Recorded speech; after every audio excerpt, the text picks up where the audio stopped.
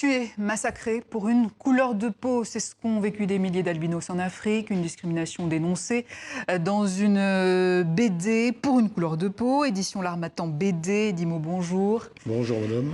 C'est vous qui avez écrit le scénario. Oui. Parler de l'albinisme en BD, c'est pas courant. Vous pensez que ça fait une différence au niveau de la sensibilisation, la BD? Ma foi, peut-être. Moi, ce qui m'a le plus interpellé, c'est le fait, au Cameroun, je pense 90% de la population souffre. Ça peut être de la pauvreté, des maladies, de manque de moyens, etc. Chez les albinos, il y a une souffrance supplémentaire, c'est le regard négatif qui est porté sur eux chaque jour, tous les jours. Donc ça détruit la confiance. Ça ne permet pas une assise personnelle, une assise identitaire même. Donc c'est catastrophique pour la construction identitaire. Évidemment. Ouais. Donc vous le disiez, l'histoire se passe au Cameroun. Vous retracez là le parcours d'une jeune albinos, Agnès, et de sa mère.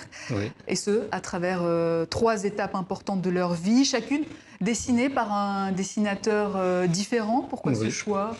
Alors le choix, c'est le style graphique. Dans un premier temps, pour l'enfance, c'est une période de grande incertitude. On ne sait pas si l'enfant va survivre, etc. Donc il fallait un style un peu haché, voire même un peu flou, pour montrer justement cette incertitude-là. On voit par exemple ce premier style dessiné. Racontez-nous qui est l'auteur de ces dessins. Alors, Joseph Niambi, c'est un autodidacte qui apprend les codes de la bande dessinée. C'est la première fois qu'il fait ce travail-là. Et c'est une réussite graphiquement. Je le dis, mais d'autres le disent aussi, quoi. Par la suite, la deuxième étape, donc, c'est l'adolescence, avec un style graphique différent. On va peut-être voir le deuxième style graphique. Et là, c'était Martin Nicolas? Non, c'est Nathaniel et Job. Donc, c'est un style comique. Style américain, donc très tranché. Non, ça c'est la troisième partie. C'est la troisième partie, ouais. Le style de Nathanael, c'est donc du comics. Ça correspond à l'adolescence. Une période très tranchée où c'est soit blanc, soit noir, soit oui, soit non. Et il fallait donc un dessin très précis, voire même un peu rigide. Oui, qu'on voit ici à l'antenne. Et puis le troisième, donc Martin Ngola. C'est l'âge adulte, donc il fallait un dessin qui laisse la place aux émotions et l'interprétation des émotions, une palette de ces émotions-là, quoi. Donc ça convenait bien. Donc il y en a pour tous les goûts, voilà. finalement, au niveau des dessins. Alors effectivement, c'est une fiction, mais ce que vous racontez, c'est véritablement ce que vivent les c'est ce que albinos vivent beaucoup d'albinos au Cameroun, oui. En Afrique centrale, oui. Bon, je sais qu'en Tanzanie, c'est encore beaucoup plus grave. Au Cameroun, déjà, c'est suffisamment fort pour qu'il y ait une forme de ségrégation. C'est-à-dire, si vous êtes un albinos, vous pouvez même pas avoir l'espoir d'être embauché en restauration. Donc, c'est quand même une ségrégation qui doit s'arrêter, quoi.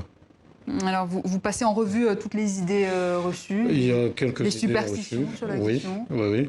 Mais le plus important pour moi dans cette bande dessinée, c'était la présence d'un pédiatre qui porte un regard plein d'affection, qui permet justement à la mère d'être suffisamment bonne et de pouvoir s'occuper de sa fille.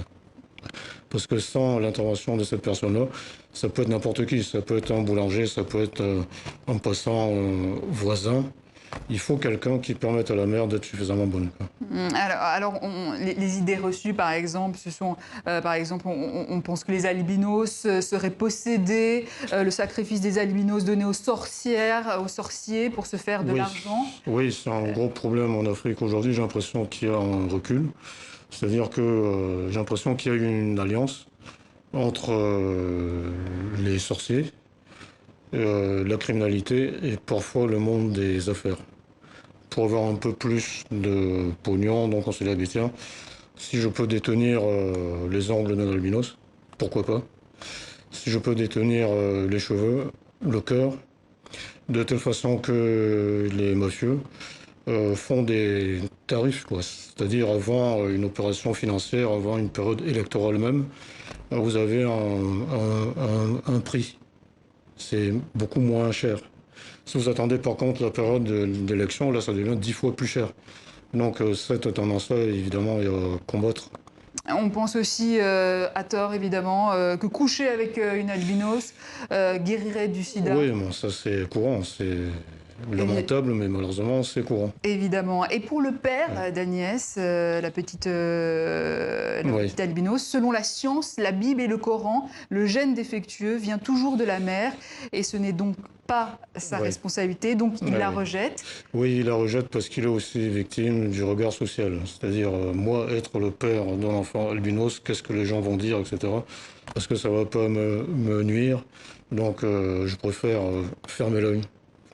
Tout simplement, quoi. Alors ça, c'était en 1998, à la naissance de la petite Agnès. En 2019, les choses ont quand même un petit peu évolué ou pas du tout? Les choses évoluent un petit peu parce qu'il y a des associations qui défendent les albinos et qui se disent, ah ben tiens, en ce qui concerne le Cameroun, c'est une population à part entière et pas entièrement à part, donc qui produit de la richesse, dont il faut tenir compte. Et donc, il faut les regarder différemment. C'est pas une tribu prise dans une malédiction qui vient d'on ne sait où, quoi. Alors vous faites aussi dans votre BD la comparaison avec le monde sportif, l'athlétisme, où il y a très peu de racisme, vous dites. Oui, bon, c'est ce que je pense. Bon, peut-être que c'est faux. Je connais pas suffisamment des athlètes pour le dire. Mais il me semble quand même que c'est le respect du travail, le respect de la performance. Et c'est justement ça, c'est-à-dire les albinos en fait ne sont pas des victimes, ils travaillent, ils essaient de réussir malgré les obstacles de la société. Et donc c'est encouragé.